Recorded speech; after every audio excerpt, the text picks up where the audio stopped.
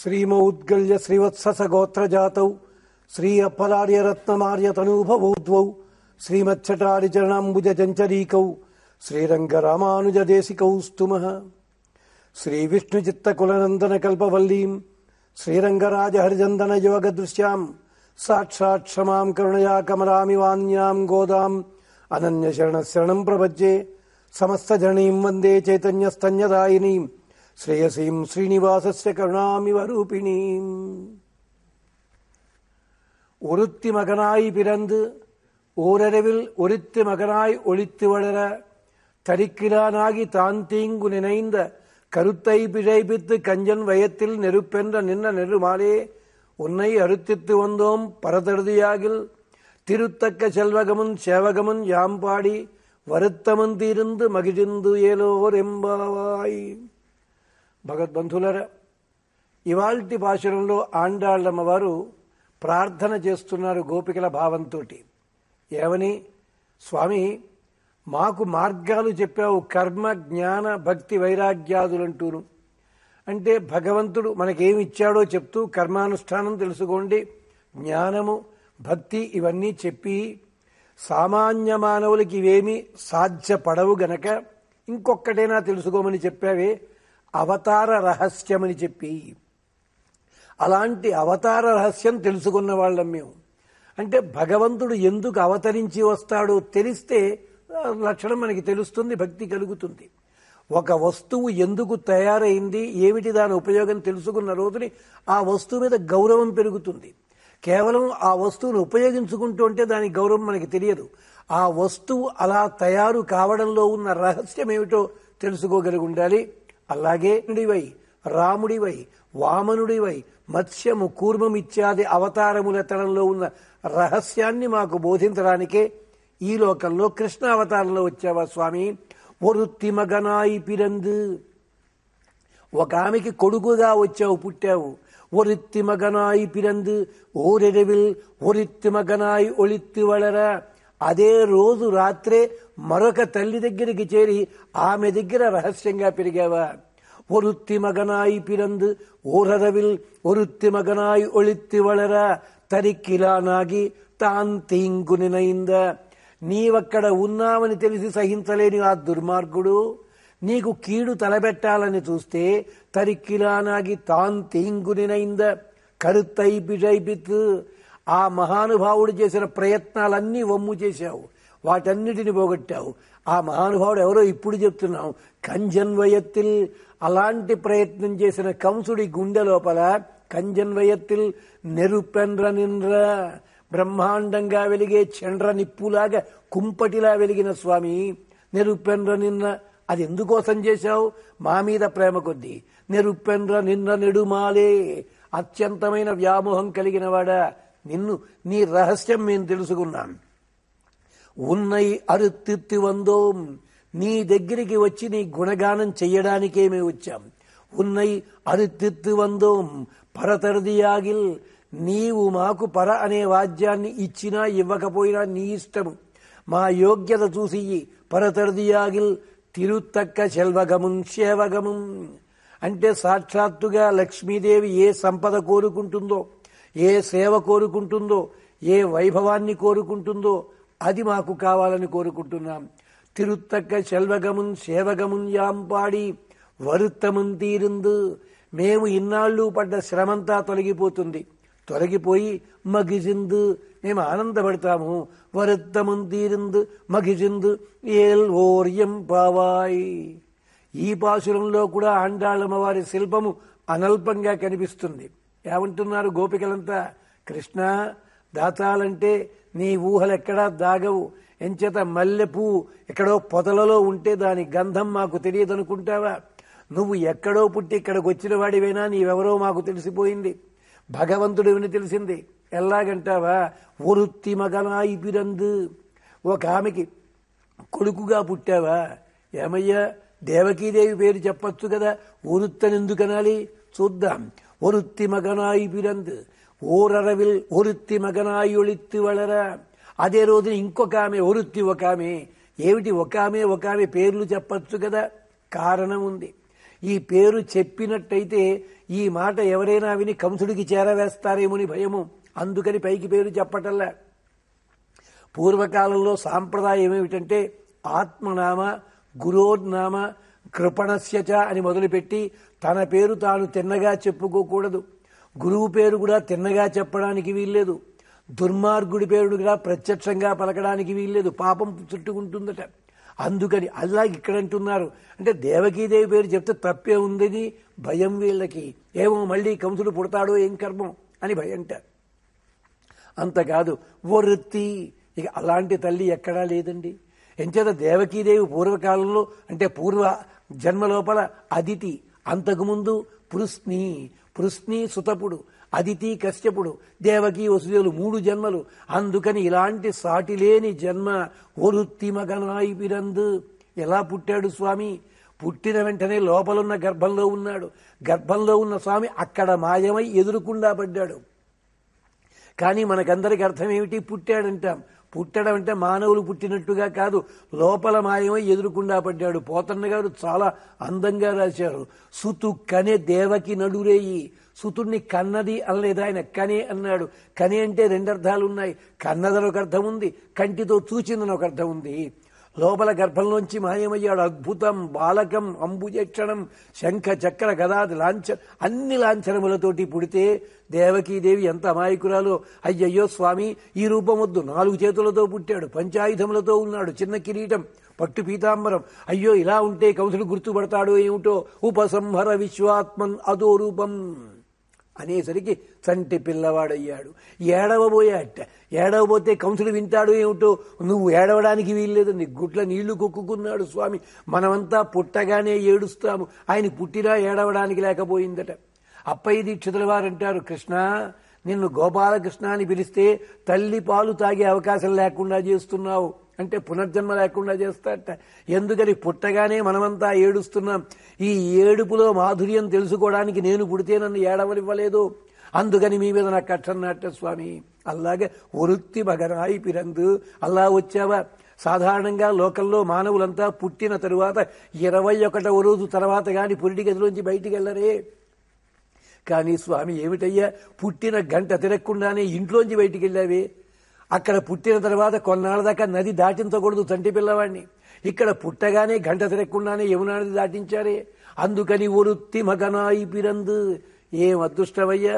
అదే రాత్రి ఓరరవిల్, అదే రాత్రిన ఎక్కడైనా మగ పిల్లవాడు పుడితే ఎంత సంబరపడాలి, వేడుకలు చేసుకోవాలి. వేడుకలు లేవు, ఏమీ లేవు.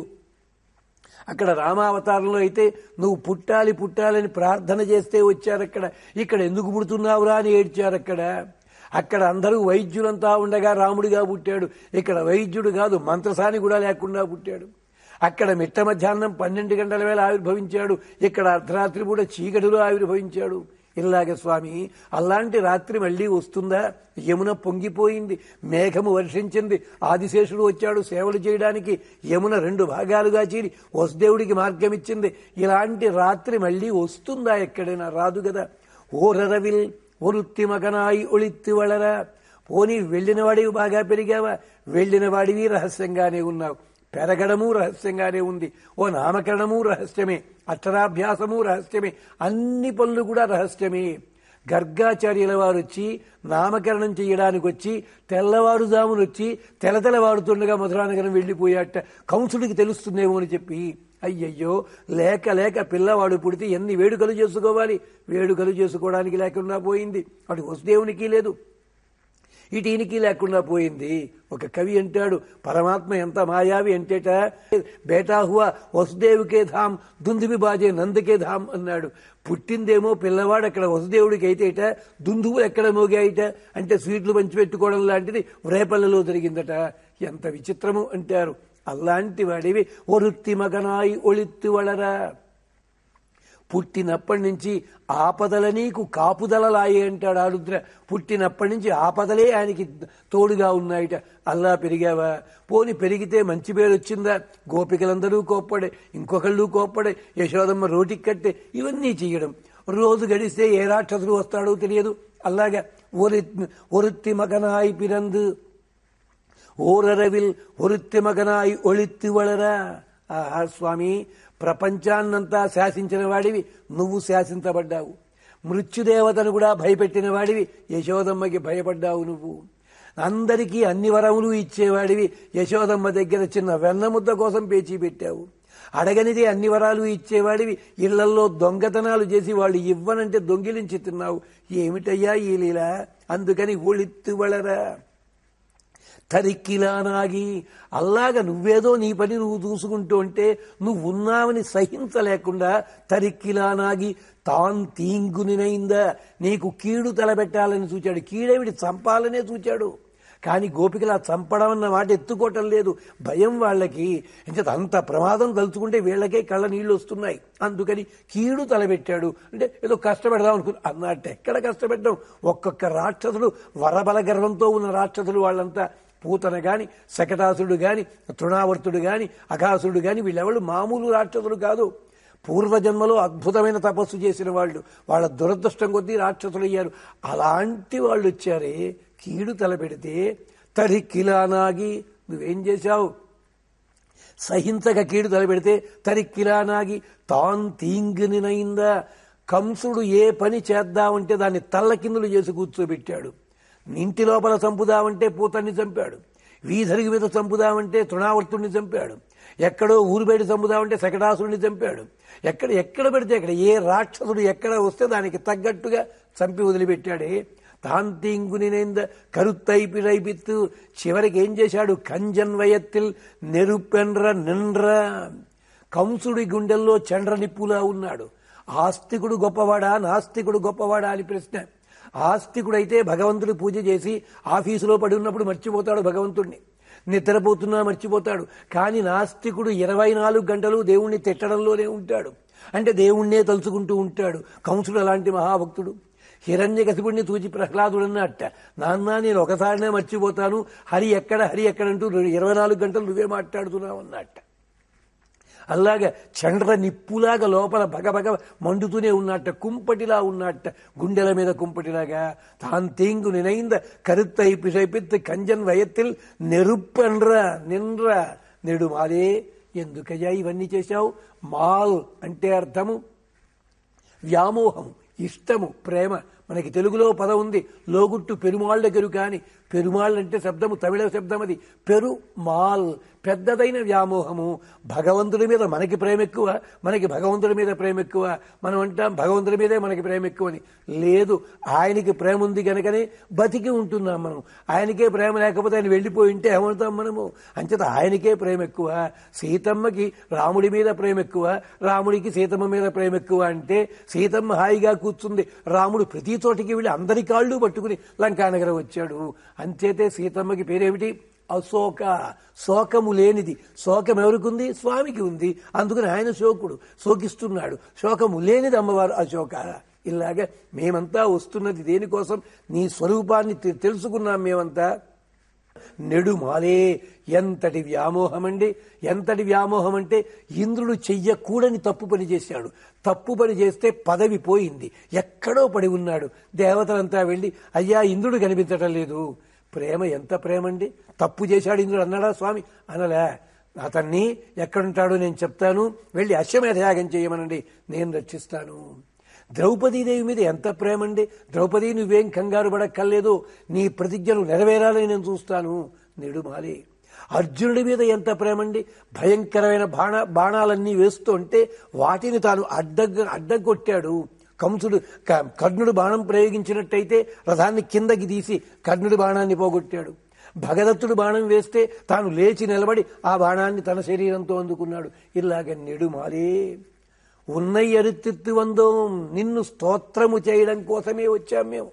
ఏదో పరని వాద్యం ఇస్తామని కాదు, నిన్ను చూడాలి, నీతో మాట్లాడాలి, నీకు సేవ చెయ్యాలి, నిన్ను స్తోత్రం చెయ్యాలి. ఎందుకు? కన్నులు ఉన్నందుకు నిన్ను చూచాము, పాదములు ఉన్నందుకు నీ దగ్గరకు వచ్చాము, చేతులు ఉన్నందుకు సేవ చేస్తాం, నాల్క ఉన్నందుకు నీ మాట పలకాలి, ఆడిన నిన్నాడవలేగాక అంటాడు ఒక కవి. అలాగే మేమంతా వచ్చాం పరై తెరదయాగిల్. అందుకని నిన్ను సేవించడం కోసం ఉన్నై అరుతిత్తి వందు పర తెరదయాగిల్. మా యోగ్యత చూడు, మా యోగ్యత చూచి పరానే వాద్యం ఇస్తావా? ఇయ్యి, లేదు నీ ఇష్టము.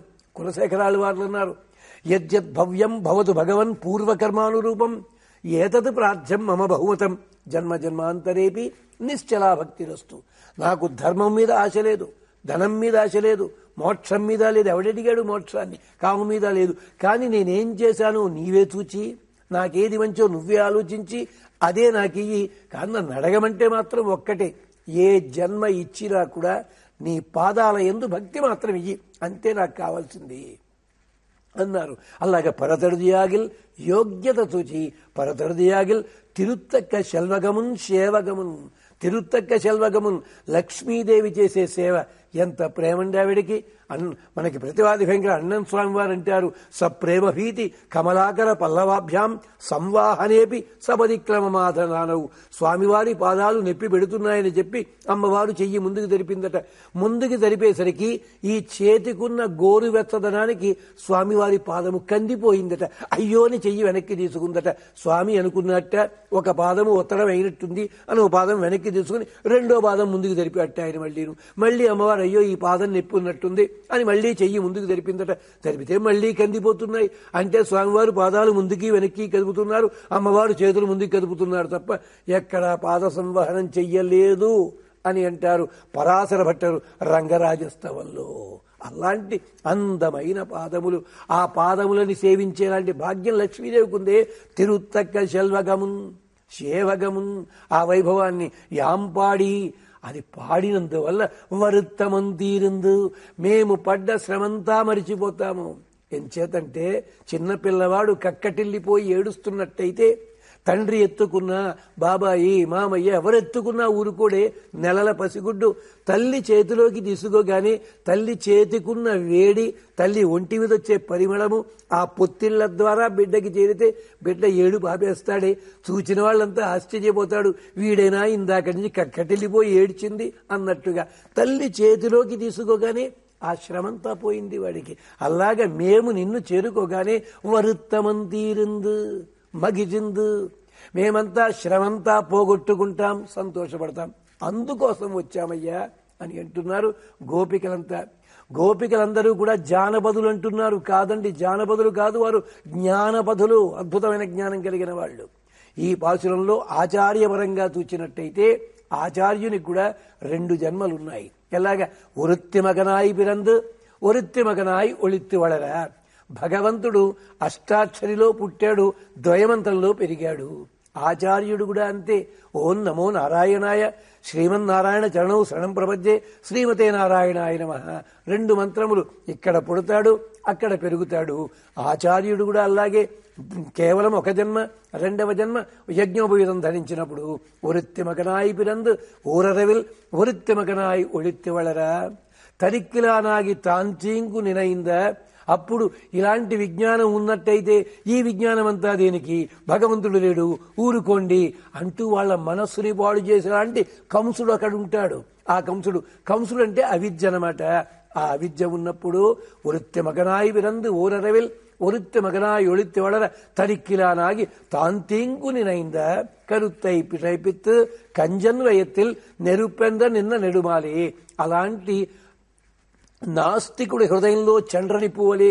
వాడు ఏ ప్రశ్న అడిగినా కూడా దానికి తాత్వికముగా అర్థాన్ని చెప్తూ శాస్త్రీయమైన పద్ధతిలో వివరణ ఇస్తూ వాడికి గుండెలలో చండ్రని పువ్వలే ఉంటాడు. అలాంటి ఆచార్యుడు నిరుపెంద నిన్న నెడుమాలే. ఉన్నై అరుత్తిత్తు వందోం, నిన్నే సేవ చేయడానికి వచ్చామయ్యా, విజ్ఞానాన్ని పొందడానికి వచ్చాం. ఉన్నై అరుత్తిత్తు వందోం పరతరదియాగిల్, పర అనే పురుషార్థాన్ని మాకు ఇస్తానంటావా? మా యోగ్యత తూచి పాఠం చెప్పు, మా యోగ్యత తూచి నువ్వు బోధించు, అంతకంటే ఎక్కువ మేము అడగటం లేదు. కానీ అడిగేది ఒక్కటే, తిరుత్తక్క శెల్వగమున్ సేవగమున్ యాంపాడి. లక్ష్మీదేవి కూడా ఆనందపడిపోతుంది ఆచార్యుణ్ణి చూస్తే. ఎంచేత ఆచార్యుడు ఎవరు? విశ్వక్సేనుడు, లక్ష్మీదేవికి మొదటి శిష్యుడు ఆయన. విశ్వక్సేనుడు లక్ష్మీదేవికి శిష్యుడు అయిన తర్వాతే పరమాత్మకి శిష్యుడు ఎవరు దొరక్క తానే నరుడిగా తానే నారాయణుడిగా వచ్చారంటారు మనకి పురాణాల్లోను.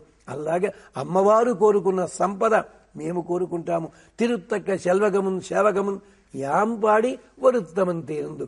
సంసారం అనే సముద్రంలో ఈదుకుంటూ పడ్డ కష్టాన్ని మర్చిపోతాం ఆచార్య అంటూ ప్రార్థన చేస్తున్నారు ఈ భాషణంలో. మిగిలిన విశేషాలు, మరిన్ని విశేషాలు రేపు.